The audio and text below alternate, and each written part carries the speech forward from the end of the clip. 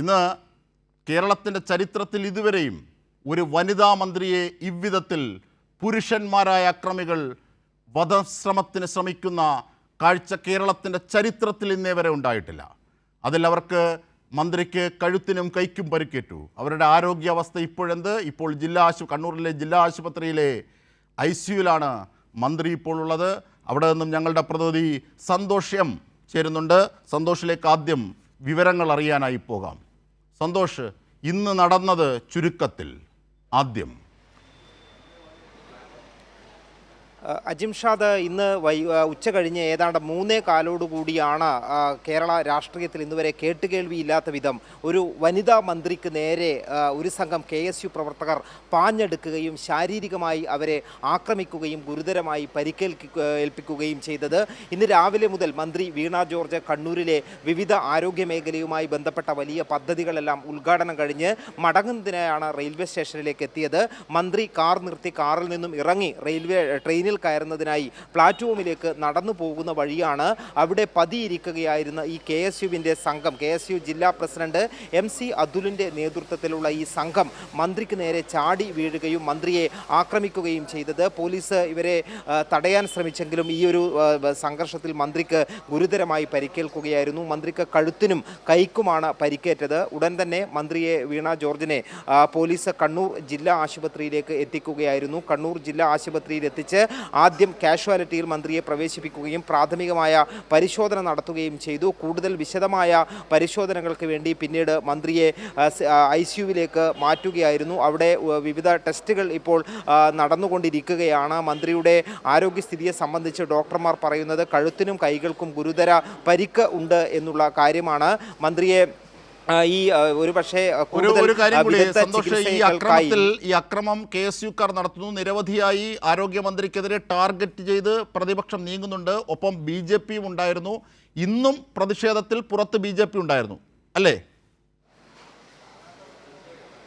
അതായത് ഈ ഇന്ന് പല സ്ഥലങ്ങളിലും ഈ മന്ത്രിക്ക് കണ്ണൂർ ജില്ലയിൽ KSU അതോടൊപ്പം തന്നെ യൂത്ത് ലീഗ് പ്രവർത്തകർ കരിങ്കൊടി കാട്ടിയിരുന്നു. അതിനിടയിൽ ഇന്ന് റെയിൽവേ സ്റ്റേഷന് പുറത്ത് ഈ മന്ത്രിയെ കരിങ്കൊടി കാട്ടാൻ വേണ്ടി BJPയുടെ പ്രവർത്തകരുണ്ടായിരുന്നു.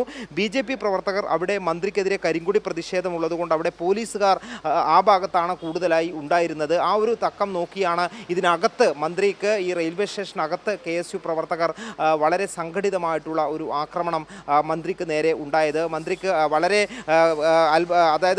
കൂടുതൽ ഗുരുതരമായ കാര്യങ്ങളിലേക്ക് പോകാതെ പോലീസ് ഈ പ്രതിഷേധത്തിൻ്റെ മറവിൽ മന്ത്രിയെ ശാരീരികമായി ആക്രമിക്കാൻ എത്തിയിട്ടുള്ള ഈ സംഘത്തെ അവിടെ നിന്നും മാറ്റുകയായിരുന്നു. ഇപ്പോൾ 5 KSU പ്രവർത്തകർ പോലീസിൻ്റെ കസ്റ്റഡിയിലുണ്ട്. മന്ത്രിയെ ആക്രമിച്ചതിൽ നേരിട്ട് പങ്കെടുത്തവരാണ് ഇവരെല്ലാവരും. കണ്ണൂർ റെയിൽവേ സ്റ്റേഷനിലാണ് ഈ സംഭവം ഉണ്ടായതുകൊണ്ട് റെയിൽവേ പോലീസാണ് കേസ് അന്വേഷിക്കുന്നത്. അവരുടെ കസ്റ്റഡിയിലാണ് ഈ 5 പേർ ഉള്ളത്.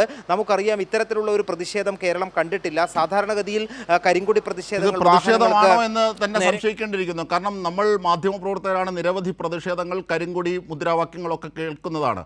പക്ഷേ ആ ദൃശ്യങ്ങൾ തന്നെ, ലഭിച്ച ദൃശ്യങ്ങൾ തന്നെ സൂചിപ്പിക്കുന്നത് കരിങ്കൊടിയുമായി മന്ത്രിക്കടുത്തേക്ക് പാഞ്ഞെടുക്കുകയാണ്. പോലീസിൻ്റെ വലയം ഭേദിച്ച് അകത്തേക്ക് കടക്കുന്നു. മന്ത്രിയെ ബോധപൂർവം കായികമായി ആക്രമിക്കാനായി ശ്രമിക്കുന്നത് നാം കണ്ടതാണ്. മുമ്പ് ഫ്ലൈറ്റിൽ വെച്ച് മുഖ്യമന്ത്രിയും ഇതിന് സമാനമായ രീതിയിൽ ശ്രമിച്ചതും നാം കണ്ടിരുന്നു. അപ്പോൾ ഇത് സാധാരണഗതിയിലുള്ള ഒരു പ്രതിഷേധമല്ല, ഇതൊരു വധശ്രമം തന്നെയാണ്. അതിൻ്റെ ഏറ്റവും വലിയൊരു ഫോറൻസിക് തെളിവ് ഒരു വനിതാ മന്ത്രിയെ പ്രതിഷേധിക്കാനായിരുന്നു. രാഷ്ട്രീയ പ്രതിഷേധമാണല്ലോ അവർ പറയുന്നതെങ്കിൽ, ഒരു വനിതാ മന്ത്രിയെ കരിങ്കൊടി കാണിച്ച് പ്രതിഷേധിക്കാനാണ് എങ്കിൽ, അല്ലെങ്കിൽ ഖരാവോ ചെയ്യാനാണ് എങ്കിൽ, ഒരു വനിതാ പ്രവർത്തക പോലും KSUവിൻ്റെ ഭാഗത്തുനിന്നുണ്ടായിരുന്നോ സന്തോഷ്?